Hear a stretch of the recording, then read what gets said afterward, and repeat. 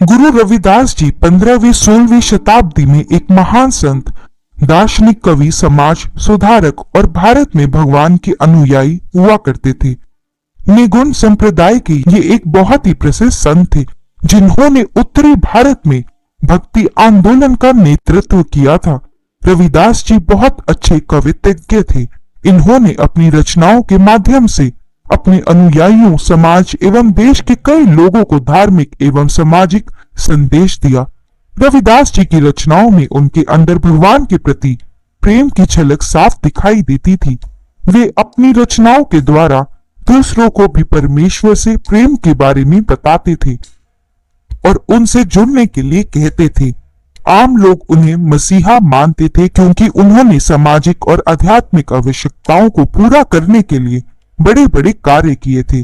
कई लोग इन्हें भगवान की तरह पूजते थे और आज भी पूजते हैं। गुरु रविदास जी का जन्म वाराणसी के पास सीर गोवर्धन गांव में हुआ था।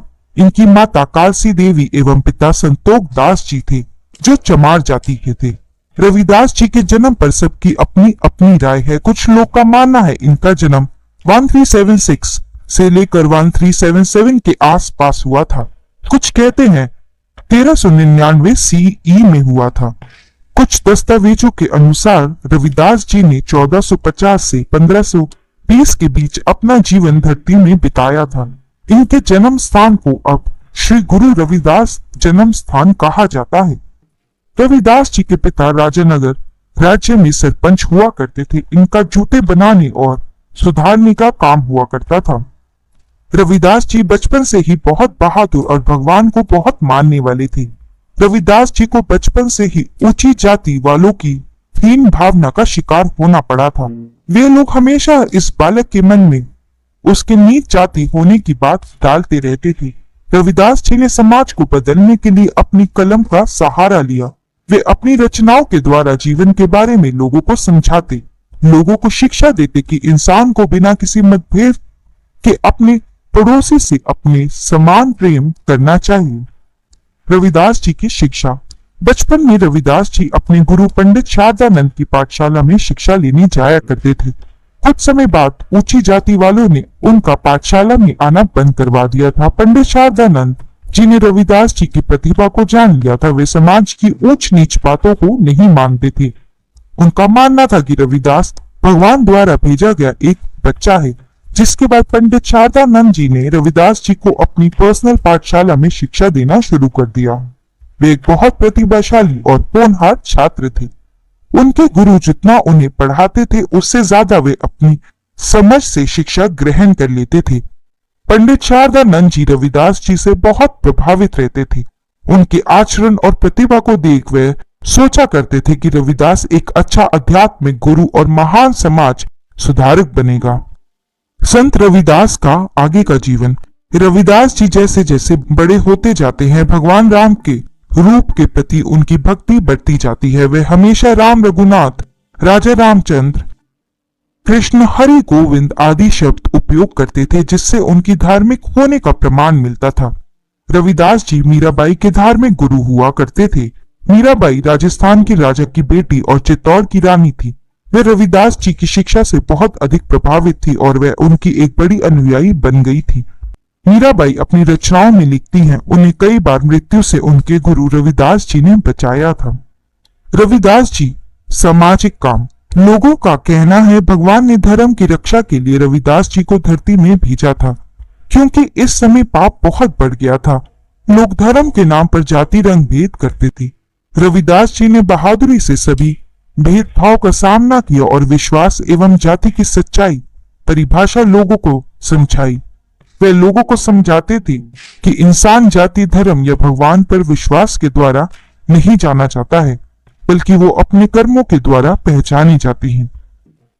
रविदास जी ने समाज में कुछ छुआछूत के प्रचलन को भी खत्म करने की बहुत प्रयास किए। उस समय नीचे जाति वालों को बहुत नकारा जाता था। उनका मंदिर में पूजा करना, स्कूल में पढ़ाई करना, गांव में दिन के समय निकलना पूरी तरह से वर्जित था। यहाँ तक कि उन्हें गांव में पक्के मकान की जगह कच्चे झोपड़े में ही रहने को मजबूर किया जाता था। समाज की यह दुर्दशा देखकर रविदास जी ने समाज से छुआछूत भेदभाव को दूर करने की ठानी और समाज के लोगों को सही संदेश देना शुरू किया। रविदास जी लोगों को संदेश देते थे कि भगवान ने इंसान को बनाया है, ना कि इंसान ने भगवान को। इसका मतलब है हर इंसान भगवान द्वारा बनाया गया है और सबको धरती में समान अधिकार है। संत गुरु रविदास जी एक भाईचारे और सहिष्णुता के बारे में लोगों को विभिन्न शिक्षाएं दिया करते थे। रविदास जी द्वारा लिखे गए पद, धार्मिक गाने एवं अन्य रचनाओं को 5वें सिख गुरु अर्जन देव ने इसे ग्रंथ में शामिल किया था। गुरु रविदास जी की शिक्षाओं के अनुयायियों को रविदास सस्य और उनके उपदेशों के संग्रह से रविदास से पंथ कहते हैं। रविदास जी का स्वभाव। रविदास जी को उनकी जाति वाले भी आगे बढ़ने से रोकते थे। शूद्र लोग रविदास जी को ब्राह्मण की तरह तिलक लगाने, कपड़े एवं जनेऊ पहनने से रोकते थे। गुरु रविदास जी इन सभी बात का खंडन करते थे और कहते थे सभी इंसान को धरती पर समान अधिकार है, वो अपनी मर्जी से चाहे कुछ कर सकता है। उन्होंने हर वो चीज जो नीची जाति के लिए मना थी करना शुरू कर दिया, जैसे जनेऊ, धोती पहनना, तिलक लगाना। ब्राह्मण लोग उनके इस गतिविधियों के सख्त खिलाफ थे। उन लोगों ने वहां के राजा से रविदास जी के खिलाफ शिकायत कर दी थी। रविदास जी सभी ब्राह्मण लोगों को बड़े प्यार और आराम से इसका जवाब देते हैं। उन्होंने राजा के सामने कहा कि शूद्र के पास भी लाल खून है, दिल है, उन्हें बाकियों की तरह समान अधिकार है। रविदास जी ने भरी सभा में सबके सामने अपनी छाती को चीर दिया और 4 युग, सतयुग, त्रेता, द्वापर और कलयुग की तरह 4 युग के लिए क्रमशः सोना, चांदी, तांबा और कपास से जनेऊ बना दिया। राजा सहित वहां मौजूद सभी लोग बहुत शर्मसार और चकित हुए और उनके पैर छूकर गुरुजी को सम्मानित किया। राजा को अपनी बचकानी हरकत पर बहुत पछतावा हुआ। उन्होंने गुरु से माफी मांगी। संत रविदास जी ने सभी को माफ कर दिया और कहा जनेऊ पहनने से किसी को भगवान नहीं मिल जाते हैं। उन्होंने कहा कि केवल आप सभी लोगों को वास्तविकता और सच्चाई को दिखाने के लिए इस गतिविधि में शामिल किया गया है। उन्होंने जनेऊ उतारकर राजा को दे दिया और इसके बाद उन्होंने कभी भी जनेऊ पहनना न तिलक लगाया। रविदास जी की पिता की मृत्यु। रविदास जी की पिता की मौत के बाद उन्होंने अपने पड़ोसियों से मदद मांगी ताकि वह गंगा के तट पर अपने पिता का अंतिम संस्कार कर सके।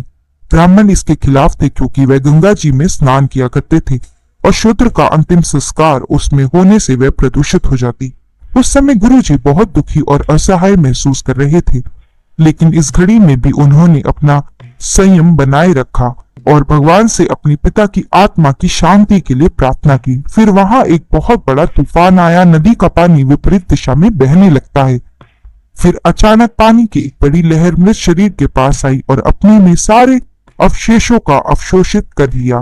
कहते हैं तभी से गंगा नदी विपरीत दिशा में बह रही है। भारत के इतिहास के अनुसार बाबर मुगल साम्राज्य का पहला शासक था जिन्होंने 1526 से पानीपत की लड़ाई जीतकर दिल्ली पर कब्जा कर लिया था। बाबर गुरु रविदास जी के आध्यात्मिक शक्तियों के बारे में बहुत अच्छे से जानते थे। वो उनसे मिलना चाहते थे। फिर बाबर हुमायूं के साथ उनसे मिलने जाते हैं तो वो उनके पैर छूकर उन्हें सम्मान देते हैं। गुरु जी उसे आशीर्वाद देने की जगह उसे दंडित करते हैं क्योंकि उसने बहुत से मासूम लोगों को मारा था। गुरुजी बाबर को गहराई से शिक्षा देते हैं जिससे प्रभावित होकर बाबर रविदास जी की अनुयायी बन जाता है और अच्छे सामाजिक कार्य करने लगता है। रविदास जी की मृत्यु। रविदास जी की सच्चाई, मानवता, भगवान के प्रति प्रेम, सद्भावना दिन पे दिन उनकी अनुयायी बढ़ती जा रही थी। दूसरी तरफ कुछ ब्राह्मण उनको मारने की योजना बना रहे थे। रविदास जी के कुछ विरोधियों ने एक सभा का आयोजन किया। उन्होंने गांव से दूर सभा आयोजित की और उसमें गुरुजी को आमंत्रित किया। गुरुजी उन लोगों की इस चाल को पहले ही समझ जाते हैं। गुरुजी वहां जाकर सभा का शुभ आरंभ करते हैं। गलती से गुरुजी की जगह उन लोगों का साथी भल्लानाथ मारा जाता है। गुरुजी थोड़ी देर बाद जब अपने कक्ष में शंख बजाते हैं तो सब अचंभित हो जाते हैं।